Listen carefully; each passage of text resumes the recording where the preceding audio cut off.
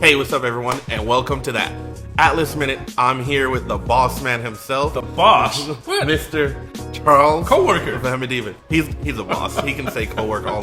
So Charles has a crazy story, and, we kind of come from similar upbringings where we're immigrants to the U.S., and, he's been able to create a multi-million-dollar business in the mortgage industry. And Charles, I just want to ask is, what was the driving force behind getting into real estate?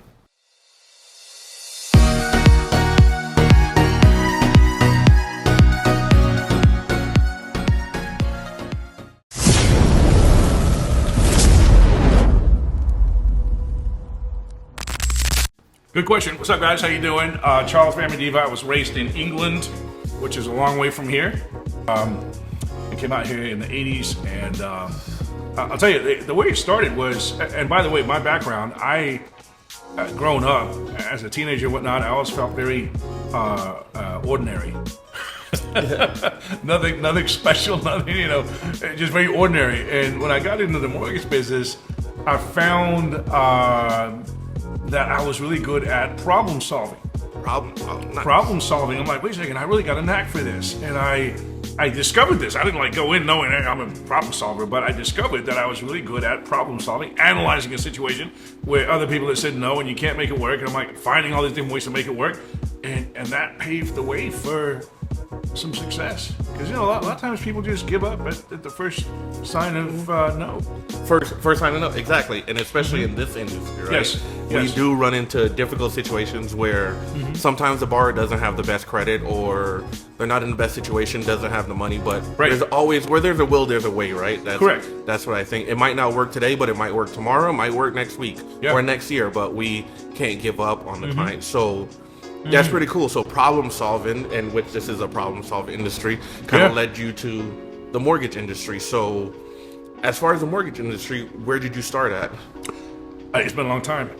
1997. Oh my God. We're talking almost 30 years ago, 27 years ago. That's when I moved to the U.S. No way. June of 97, I moved from Jamaica to the U.S. I lived in Tulsa, Oklahoma. If anybody's been out there, back in the 90s, you could buy a house for $50,000. Oh, wow. Yeah, not anymore. in and around Tulsa. $100,000 was a good sized loan. And I was working at a company that kind of specialized dealing with people that had bad credit and, giving them a second chance. And that's kind of where I cut my teeth on getting difficult loans done. Oh, nice. And if you don't know already, Charles is the guy that we go to when everyone else can't get it done. You call Charles, right? He's the one. If I say no, it's probably ain't gonna happen. At least not now. That's what I've been told. Yeah. So you're in Tulsa, then eventually you end up moving to California, and you work for another company. Was it New?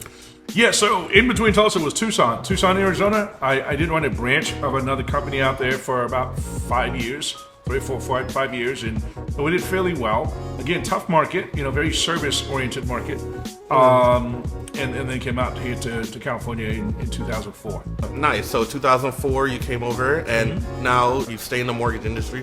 When did you create Patriot Pacific Financial? So I actually went to work for another broker.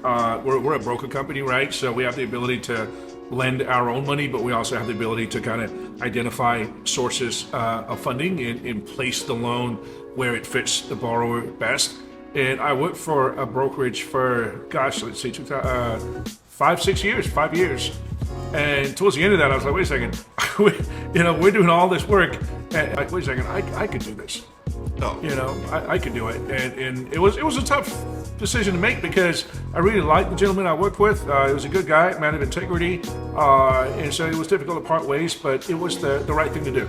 Oh, nice. Yeah. So in this industry, right, niches create riches, right? That's the model. Niches create riches. Yes. Why did you choose veterans?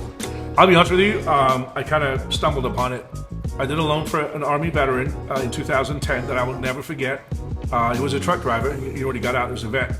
And he'd been to 4 lenders, couldn't get it done. And I came on the scene. It was something to do with the complexity of his income and mileage and, getting paid a certain way. And I just sat there and sunk my teeth into it and battled with an underwriter and got her to say yes. And we closed that VA loan. And oh my God, as soon as we closed, everybody and their mother started calling me that he knew all these other veterans, right? So they started calling me, and I was like, you know what? I could get really good at this, and I just love the VA product. I think also it just makes that much more gratifying when you do something for someone that served our country and they deserve to have home ownership, and when you are the reason that they were able to get in, that really does carry a lot of weight. Yeah, see, that's awesome. So everyone has like the story. Yeah. And what would be, I guess the last question would be, what would be your end goal for everything? Like, I'll be honest with you, that's easy to answer. I'm coming up upon that time in my career where I feel more desire to pass the mantle and help others accomplish more success than I found, particularly with veterans and VA loans, because a lot of veterans are getting turned down. A lot of veterans are being told no to home ownership when they actually could be told yes. And so if I can pass that on and impart that in enough loan officers, it would bring me a lot of gratification. Oh, yeah. And that's kind of where we're at now. We actually here at our company, we have an army of good military loan officers that are really good at what they do. Yeah, you have this one guy, Ronaldo. I think he's probably the best one. This guy sucks, but everybody else is good. Yeah, I'm probably the best one here. So it's been great because I've been here for going on 4 years now with Patriot Pacific, and I've had opportunities to leave, right? And every time that the edges came close, it just no one aligned to what I was looking for when it comes to working with you, and that's what kept me around, right? Right. Just having someone that I can, hey Charles, you busy? Yeah. Just like right now, I'm like, hey Charles, you busy? Can I have 5 minutes? Comes out here and do a quick video with me, and just kind of make it be more meaningful, right? To be able to have that full access to you and stuff like that. So that's good to hear. And I want to interrupt you. I want to add to this that this is a people business. It really is a people. We deal with a lot of paperwork, a lot of numbers, crunching numbers, and emails and text messages and phone calls and this and that. But at the end of the day, if you peel all the layers of the onion, it is a people business, and you got to care about what people are going through. You got to care about what they need, what they want, and do the right thing, and you will never lack for business. Oh, that's awesome. Well, yes.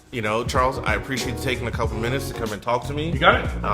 And I'll just be excited for my next Let's pay do raise. it. You guys have fun. Let him close your loans. I'm still getting the Christmas bonus? Yes, indeed. $5.